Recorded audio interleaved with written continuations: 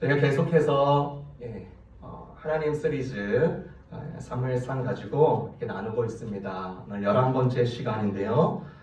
도망하는 길도 사용하시는 하나님, 도망하는 길도 사용하시는 하나님이라는 제목으로 하나님의 말씀 증거하겠습니다.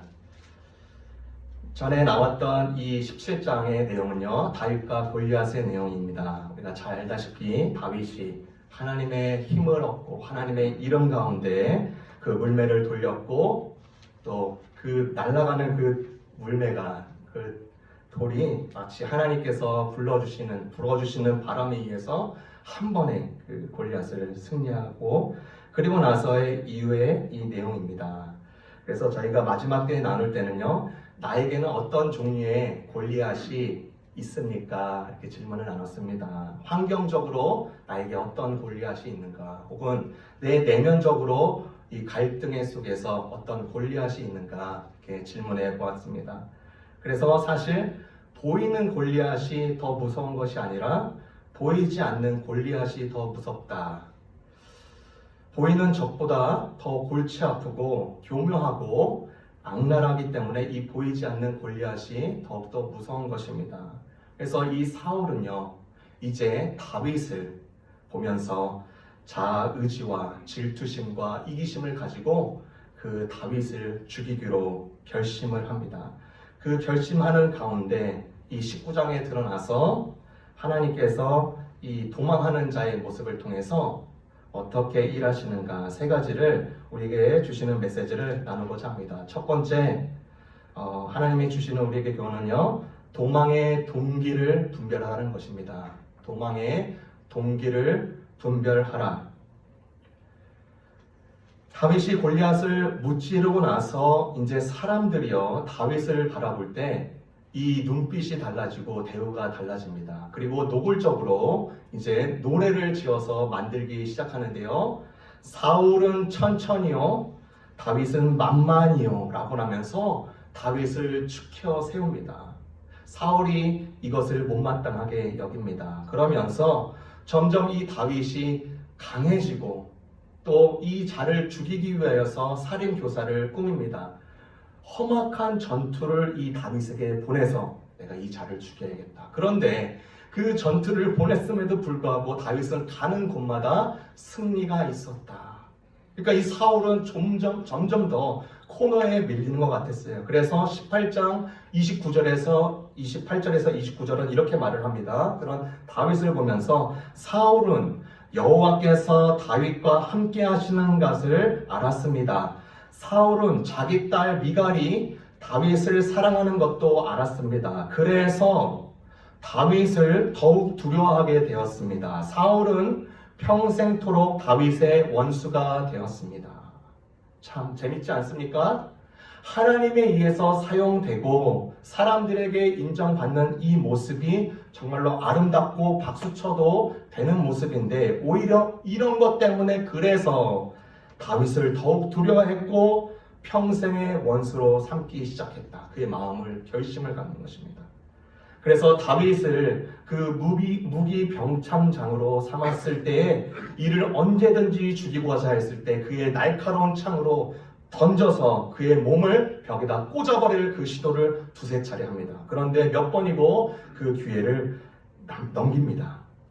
그 주변 사람들도 다 알게 된 거예요. 그의 아들도요, 사울 왕의 아들도 알고요, 그의 딸도 알게 됩니다. 그래서 말리면서 아버님 그만하십시오, 왜 그러십니까? 라고 할 정도로 이렇게 사울 왕은 격렬해지고 강팍해져 갑니다.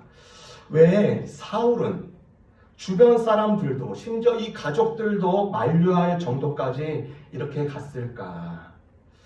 자존감이 낮은 자들에게 나타나는 증상입니다. 사람들의 눈치를 보고요, 사람들의 말에 심하게 흔들리고요, 상황을 많이 두려워하는 것을 사울 왕의 모습을 통해서 우리가 볼 수가 있어요. 사울 왕이 처음 왕으로 기름 부으심 받았을 때 그 멘트를 우리가 기억해야 됩니다. 그때 뭐라고 말을 하냐면, 나는 이스라엘의 지파의 가장 작은 지파 베냐민 지파의 사람이 아닙니까? 라고 말을 합니다. 이는요, 얼핏해서 우리가 받아들일 때 겸손의 표현이라고 말할 수 있겠지만 이렇게 말한 이유는 겸손의 표현이 아니라 그럴 만한 이유가 있습니다. 사사기 19장으로 이야기를 넘겨야 되는데요. 거기에는 베냐민 지파와 열한 지파와의 전쟁이 일어납니다. 어느 날 에브라임 산지의 구석에 살고 있는 이는 한 레위인이 베들레헴으로 가서 첩을 얻습니다. 레위인이 첩을 얻는다는 것은 이게 말이 되지 않는 것입니다. 그만큼 그 시대 때, 이 사사 시대 때 타락한 증거를 보여주고 있는 것이죠. 그런데 이 첩이 그 레위인과 살다가 다른 사람과 행음을 하고 남편을 떠나서 친정으로 가버립니다. 레위인이 열받아가지고요, 이 첩을 찾으러 베들레헴으로 가가지고 연을 잡고 데리러 가는 가운데 돌아오는 길에 베냐민 지파에 속하는 기브아의 한 노인 집에 머물게 됩니다. 여관처럼 잠깐 머물러서 가려고 하는 것이죠. 그때 머물고 있을 때 밤에 그때 그 지역에 불량배들이 찾아와서 이 레위인과 동성애를 하겠다고 위협을 합니다. 여러분, 그때 당시에도 소돔과 고모라의 시대와 같이 동성애가 굉장히 만연했다. 이 할아버지 주인이요, 이 레위인은 해쳐서는 안 됩니다 라고 하면서 자신의 딸과 레위인의 첩을 주겠다고 하는데 이 불량배들은요 거절합니다. 결국 이 레위인이 나와가지고요 자신의 첩을 내놓고 불량배들은요 밤새도록 이 첩과 관계하여서 죽음에 이르게 합니다. 정말 말도 안 되는 일이 일어나고 있는 것이죠. 그런데 더 놀라운 것은요, 이 레위인이 이 죽은 첩을 나귀에 태워서 집에 돌아와서는요 칼로 첩의 시체를 12토막을 냅니다. 그리고 그것을 나눠서 이스라엘 12지파에게 다 나눠버려요. 그때 당시는 이 이스라엘 백성, 이 이스라엘 기후는요 너무나 덥기 때문에 누군가 죽으면 그날 아니면 그 다음날 장례를 반드시 해야 됩니다. 그런데 그 나귀를 싣고 온 그 시체들이 다 썩었을 때 그 조각들을요 그 모든 지파들에게 나눠준 거예요. 냄새나는 그 시체 덩어리를 받은 사람들이, 이 지파들이 깜짝 놀라면서 자초지종을 추적하기 시작합니다. 그래서 그 모든 일의 발단을 알게 되고 베냐민 지파에게 엄청난 분노를 품게 됩니다. 그리고 나서 이 베냐민 지파와 나머지 11지파 간의 큰 전쟁이 일어났고요. 이스라엘 사람들은 베냐민 지파를 상대로 헤렘, 진멸을 행합니다. 지파 모든 군사들을 죽였을 뿐 아니라 여자, 아이들, 가축 모두 성도 불태워 버렸습니다. 레위인 한 사람이 자신의 분노를 통제하지 못한 결과 이 수만 명의 죽음에 이르는 전쟁의 참상으로 이어지게 됩니다. 겨우 이때 베냐민 지파 600명만이 남았는데 이들은 림몬 바위에서 겨우 숨어서 목숨을 부지할 수 있었습니다. 이때부터요 이스라엘 사람들은 미스바에 모여서 어느 누구도 베냐민 사람들에게 아내를 결코 주지 않겠다고 맹세를 합니다. 여러분, 이 일이요 사울의 아주 가까운 조상들에게 일어난 일이었습니다. 베냐민 지파는 이 일 후에 자신의 지파에 대한 열등감을 가질 수밖에 없었고요. 다른 지파의 눈치를 볼 수밖에 없는 상황으로 세월을 흘러나가고 있었다.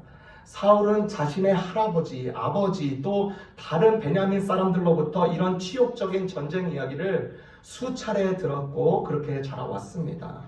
그러니 이 사울은 스스로 이스라엘 중에서 가장 작은 지파 베냐민 사람이라고 밝힌 것은 그런 이유이기 때문에 그렇게 말한 것이었습니다. 즉 사울은 자신의 지파에 대한 심각한 열등감과 컴플렉스에 시달렸고요. 다른 지파 사람들이 언제든지 자신의 지파를 해칠지 모른다는 불안감 속에서 항상 그의 삶을 지내왔습니다. 열등감 덩어리로 왕이 되었지만 열등감 덩어리로 살아갈 수밖에 없었다. 여러분, 열등감은요 사실 교만과 같은 뿌리에 나옵니다.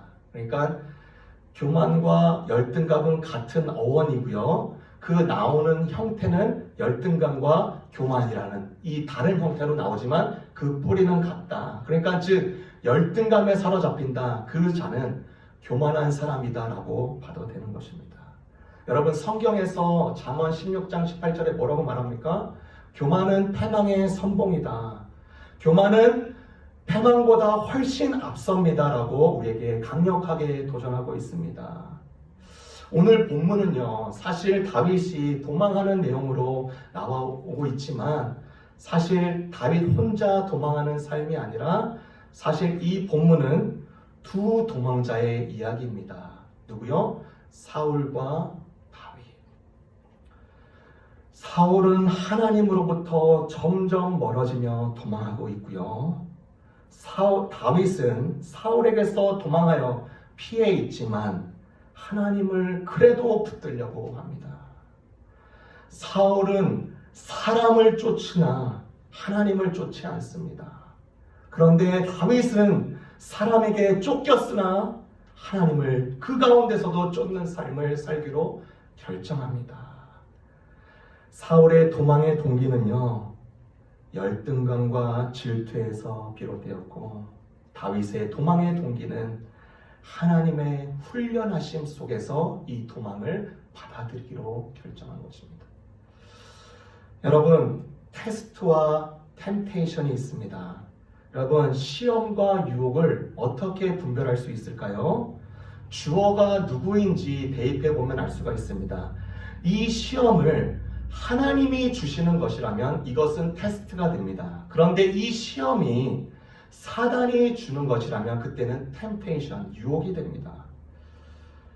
사울은요, 자신의 컴플렉스와 열등감을 떨쳐버리지 않고 계속 사단에게 그의 틈을 허용했습니다. 그러니 자신에게 앞에 있는 이 강성해지고 있는 이 다윗을 보면서 자신의 정말로 대적해야 될 골리앗으로 세팅하기 시작하면서 다윗을 제거하기로 결정합니다. 반면에 하나님은 다윗에게 사울을 직면하게 하셔서 그를 시험하시는데 훈련하십니다.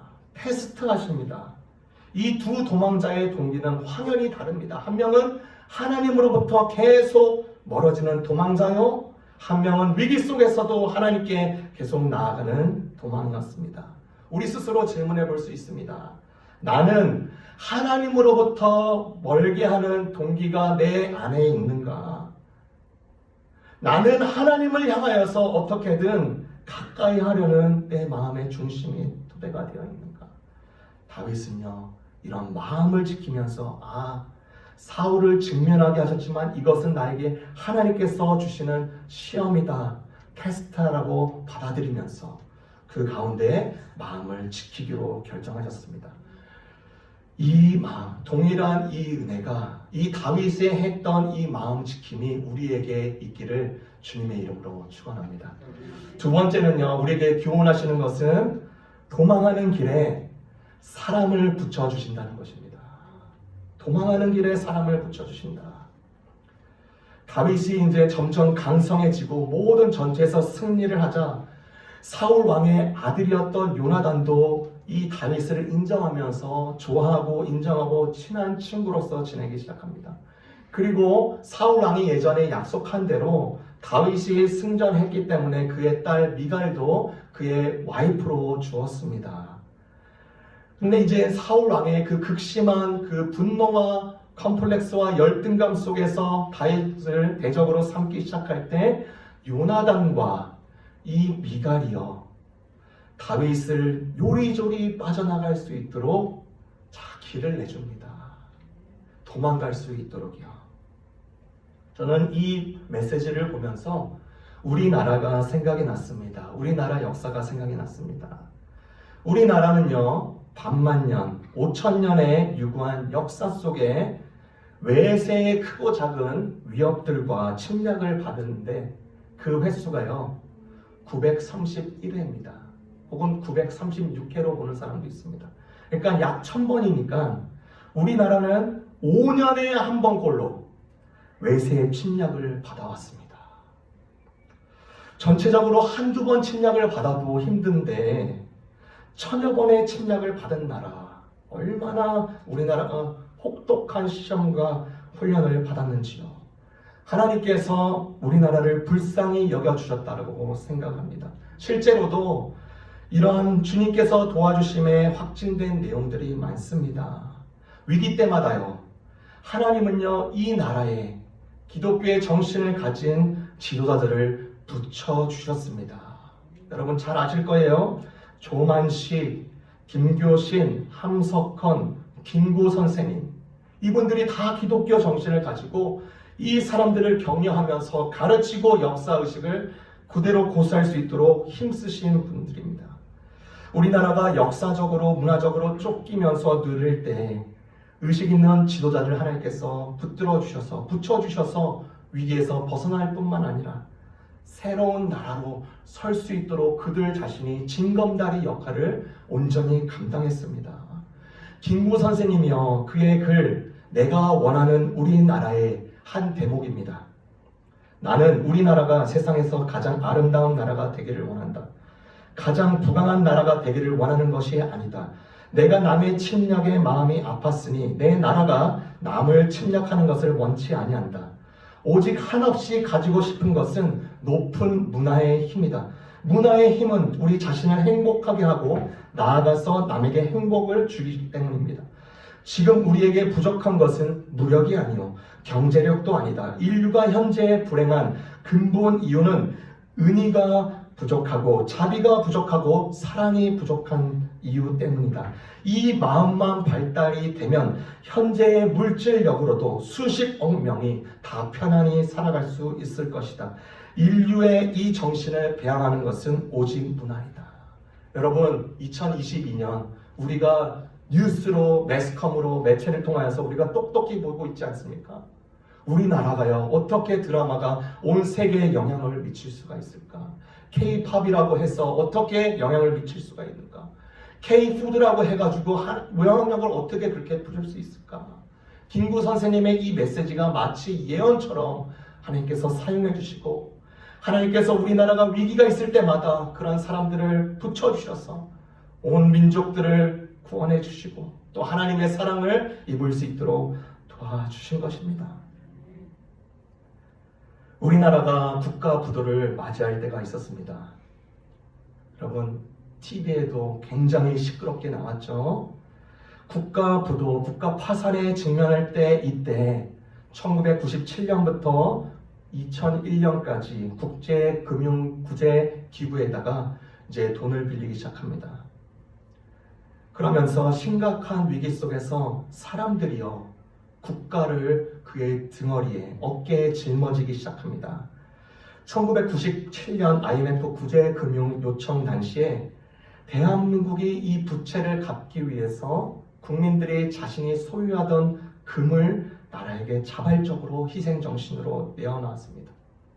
당시 대한민국은요 외환 부채가 304억 달러였는데 이때 금 모으기 운동에 참여한 사람들이 351만 명이 참여한 이 운동으로 18억 달러의 이 어치에 약 금 227톤이 모였습니다.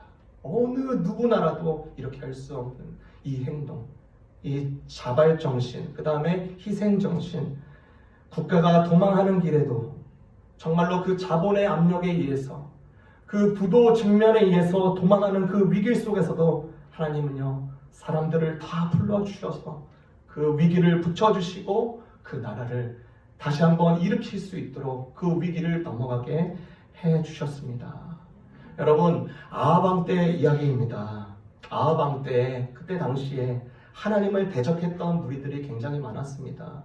엘리야 선지자가 부르심을 받고 그 아하방이 섬기고 있는 모든 신들은 거짓 왕이라고 대결을 펼칩니다. 그런데 놀랍게도 하나님께서 하늘에 불을 내려주셔서 정말로 하나님께서 살아계신 하나님으로 증명이 되었습니다. 아합 왕이 이 모습에 의해서 눌림이 있었습니다. 야, 내가 졌구나. 그런데 그런 눌려있는 모습을 본 그의 아내 이세벨이 정신 똑바로 차리라면서 이렇게 말을 하는 겁니다. 내가 엘리야 선지자 죽이겠습니다. 걱정하지 마세요. 이 소문을요 엘리야가 듣고 자기 편은 이제 아무도 없다라고 생각하면서 멀리 도망하기 시작합니다. 그 도망하는 가운데 우울증에 빠지는 것이죠. 그러면서 하나님께 고백하는 것입니다. 하나님, 나 좀 죽여주십시오. 저의 역할은 여기까지입니다. 그런데 하나님께서 들려오는 음성, 나를 섬기는 자가 너 말고 7,000명이나 더 있다. 엘리야는요, 그 메시지를 들었을 때 어땠을까요? 나만 남은 줄 알았는데 7,000명이 더 있다고? 말씀에는 나오지 않지만 이 나중에 7,000명 한 사람 한 사람 만났을 것 같아요. 그러면서 힘도 없고, 내가 이렇게 도망하는 상황에서도 하나님의 사역은, 하나님의 사명 끝이 아니라고 하면서 나에게 사람을 붙여주는구나. 그가 나중에 무슨 일을 합니까? 그의 후계자 엘리사를 기름 붓고요, 다른 이방 나라의 왕을 기름 붓습니다. 사람을 세우고 가요. 사람을 세우고 간다. 본문으로 돌아가세요. 도망자의 이 신분으로 바뀐 이 다윗, 얼마나 힘들까. 대적은 그 나라의 국가 원수. 그런데 이 도망하는 길에 분노하고 원망하고 보복을 얼마든지 꿀 수 있었지만 그것을 다 외면하고요, 그 가운데 하나님께서 도와주시는 사람들로 만남을 통하여서 하나님께서 나를 도와주시는구나. 나중에 보면 다 알겠지만요, 그가 도망하면서 곳곳마다 그가 나중에 다윗 왕궁을 세울 귀한 고관들을 그곳에 다 만나게 됩니다. 마지막으로 우리에게 교훈하시는 것은요, 세 번째로 도망하는 길에 하나님의 임재로 들어가라는 것입니다. 도망하는 길에 하나님의 임재로 들어가라. 다윗은 이제 사울 왕을 피하여서 쫓기고 도망하는 길에 사무엘 선지자가 머물고 있는 곳 라마 지역의 나요스로 갑니다. 그곳에 가봤더니 하나님께 부르심을 받은 자들이 굉장히 큰 커뮤니티로 있었고, 이들은 모두가 다 예언자들이었다. 제가 다윗 뮤지컬을 보면서 이 라마 나요도 이렇게 그것의 극중에서 연출을 하였는데요, 듣는 내내 저도 압도되었습니다. 그곳에 울려 퍼지는 찬양과 기도 소리와 정말 그 찬양 소리가요, 천상의 찬양 소리가처럼 기도를 하는데 압도적인 이 하모니로 하나님께 진정으로 예배하고 있는 모습, 정말로 그곳을 집중하게 하면서 하나님의 영광의 이 무게가 그곳을 누르고 있는 듯한 그 장면을 연출하고 있는 거예요. 다윗이 그곳에 들어갔을 때 다윗의 얼굴에 미소가 번집니다. 도망자였는데요, 힘든데 내 삶 여기서 끝나는 거 아니에요? 의심할 수도 있는데 하나님을 신뢰하는 얼굴로 바뀌어요. 하나님의 임재를 맞닥뜨리니까 하나님께서 나를 이곳 가운데 불러주셔서 나를 다시 한번 붙들어 주시고 내 중심을 지키게 하는구나. 다윗이 라마 나요스에 도착한 것을 사울이 전가를 통해서 듣습니다. 그래서 이 사울은요, 자기의 수하들과 같이 이 라마 나요스로 직진합니다. 다윗이 이 라마 나요스에 도착한 즉시 일어나는 행동, 하나님의 영광의 무게가, 하나님의 임재의 무게가 이를 압도해버려요. 보복하고 죽이려고 하는 이 칼날이 무뎌지면서 그 사울 왕을 잡기 시작합니다. 여러분, 우리가 얼음을 만질 때 우리 손에 느껴지는 것은 찬 기운도 있지만 우리 손에서 얼음에게 열이 전달되는 것을 우리가 느낄 수 있습니다. 마치 얼음 같았던 이 사울을요, 하나님께서 만져주심으로 인해서 불가처럼 이 가운데 오셔서 그의 차가운 마음을 녹이기 시작해요. 그러면서 이 사울 왕도 그곳에서 무엇을 하느냐, 다윗 어딨어? 라고 하는 게 아니라 그곳에서 하나님을 찬양하는 거예요. 하나님께 경배하는 거예요. 주변 사람들이 다 놀랍니다. 우리 사울 왕이 예언자였어? 다 놀래요. 그곳 가운데 폭포수와 같은 은혜로 쏟아주시는 거예요. 그런데 히브리서 12장 15절에도 말씀합니다. 아무도 하나님의 은혜를 놓치지 않도록 주의하시기 바랍니다. 그런 그가 이 라마나요스에서 벗어나자마자 이 은혜를 내팽겨 쳐버립니다. 여러분, 나야가라의 폭포의 물이 얼마나 세차고 얼마나 그 강력하게 그 밑으로 떨어집니까? 우리가 컵을 들고 그곳에 가면요, 이 컵에 조금만 채워지는 것이 아니라 이 컵을 다 채우고도 너무나 많은 물이 있으니 그것을 넘쳐 흐르게 됩니다. 그렇죠? 그런데 이 나야가라의 폭포의 강력한 물을 단 한 방울도 받지 않는 방법이 있습니다. 어떻게 하면 됩니까? 컵을 뒤집으면 됩니다. 컵을 뒤집으면 나야가라 폭포와 같은 그 은혜의 현장이 이 사람과는 아무런 상관이 없게 됩니다. 사울의 모습이 그래요. 우리에게 도전하고 있지 않습니까? 송명희 시인이라는 분이 있습니다. 이분은요, 선천성 내성마비를 앓아서 평생을 고통 가운데 살아야 됐습니다. 그가 평생의 그 고통 가운데 지내면서 그가 쓴 시가 있었습니다. 공평하신 하나님. 이 공평하신 하나님에 대해서 쓰다가 내가 공평하신 하나님에 대한 부분을 요만큼 알고 있지만 더욱더 공평하신 하나님을 내가 담을 수가 없어서 그 시를 적기를 포기합니다. 그런데 그 적었던 그 시의 일부는요, 우리에게 남아있어서 깊은 하나님의 그 은혜로 영향력을 미치고 있습니다. 나라는 시입니다. 나. 제가 읽어드리겠습니다. 나 가진 재물 없으나, 나 남이 가진 지식은 없으나, 나 남에게 있는 건강이 있지 않으나, 나 남이 없는 것 있으니, 나 남이 못 본 것을 보았고, 나 남이 듣지 못한 음성을 들었고, 나 남이 받지 못한 사랑을 받았고, 나 남이 모르는 것을 깨달았네.